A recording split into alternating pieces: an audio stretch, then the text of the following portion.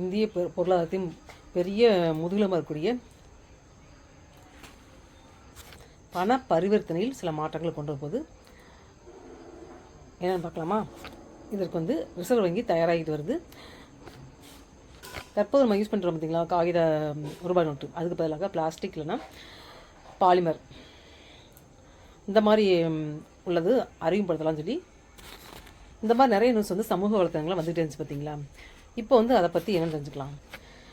நிறைய காகித நோட்டுகள் வச்சுருக்கவங்களாம் இருப்பாங்க பார்த்தீங்களா, செல்லாமல் போய் ஒரு மக்களில் ஒரு ஒரு எண்ண ஓட்டம் இருந்துகிட்டே இருந்துச்சு. இதுக்கு நிர்மலா சீதாராமன் அவர்கள் என்ன சொல்கிறாங்க பார்க்கலாம்.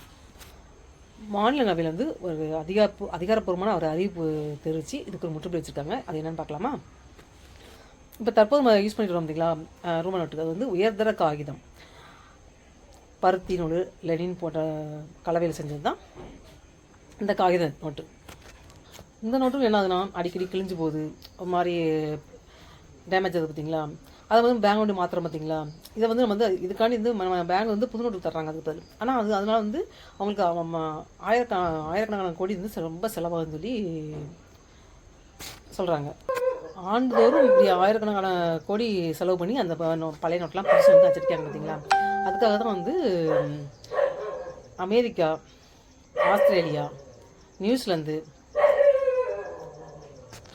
கனடா போன்ற நாடுகளில் ஆஸ்திரேலியா, கனடா, நியூசிலாந்து போன்ற நாடுகளை யூஸ் பண்ணுற மாதிரி பாலின் ரோப்ளின்ங்கிற ஒரு கலவையால் செய்யப்பட்ட நோட்டு அங்கே யூஸ் பண்ணுறாங்க. அதே மாதிரி இங்கே ரூபாய் நோட்டு அறிமுகப்படுத்தலாம்னு சொல்லி சொல்கிறாங்க.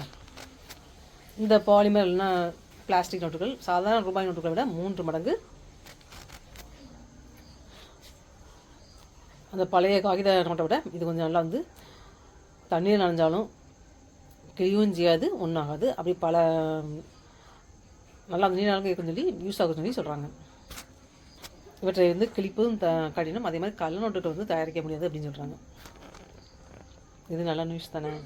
இந்த நோட்டில் உயர்தரமான சிறப்பு அம்சங்களை கொண்டு தயாரிக்க முடியும்னு சொல்லி நிர்மலா சீதாராமன் அவர்கள் சொல்கிறாங்க. நிர்மலா சீதாராமன் அவர்கள் அளித்த விளக்கத்தின்படி 10 ரூபாய் 20 ரூபாய் நோட்டுகள் 100 கோடி ரூபாய் அளவில் ஃபஸ்ட்டு தயாரித்து பார்க்க போகிறாங்க.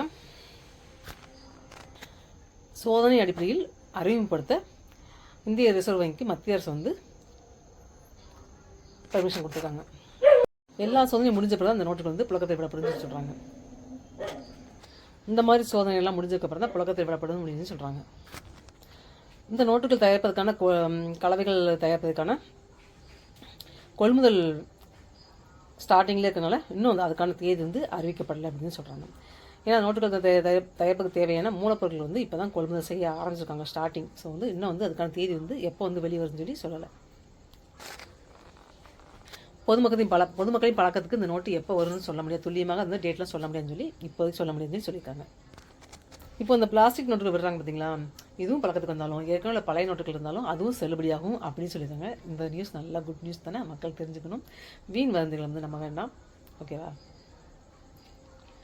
ராஜசெல்வி என்னோட சேனலை தொடர்ந்து பாருங்கள், லைக் பண்ணுங்கள். இது மாதிரி நிறைய நல்ல நல்ல நியூஸ்லாம் சொல்கிறேன். சப்ஸ்கிரைப் பண்ணுங்கள், வீடியோ அப்புறம் ஸ்கிப் பண்ணாமல் பாருங்கள், ஷேர் பண்ணுங்கள், பெல் ஐக்கானை கிளிக் பண்ணுங்கள்.